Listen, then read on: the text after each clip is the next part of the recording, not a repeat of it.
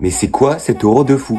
L'Italie qu'on voyait déjà rentrer à la maison égalise à la 98e minute. C'est au moment où on s'y attend le moins que Mattia Zaccagni vient loger une frappe en pleine lucarne opposée de Livakovic. On a vu la Red Bull Arena littéralement exploser après ce but, on comprend pourquoi, parce que ça chamboule littéralement tout le scénario de ce groupe B. Au bout du temps additionnel, l'Italie repasse devant la Croatie et finit ce groupe B avec 4 points contre 2 pour la Croatie. Dans une rencontre vraiment pas incroyable avec deux équipes au jeu très poussif, Luka Modric aura réussi à tirer son épingle du jeu à la 55e minute en se rattrapant après avoir loupé son penalty. Et que c'est dur pour la Croatie, mais surtout pour cet homme-là qui aura tout donné depuis des années pour son pays. Une récompense de plus pour lui puisqu'il a été élu homme du match, mais on voit bien que ça a peu d'importance pour lui quand on voit la tristesse dans ses yeux.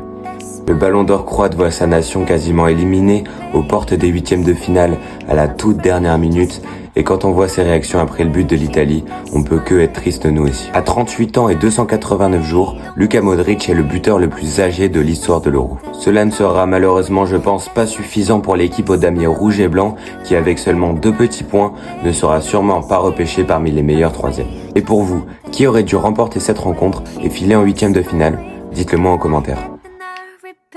Don't be scared, I ain't afraid. Just like that. Come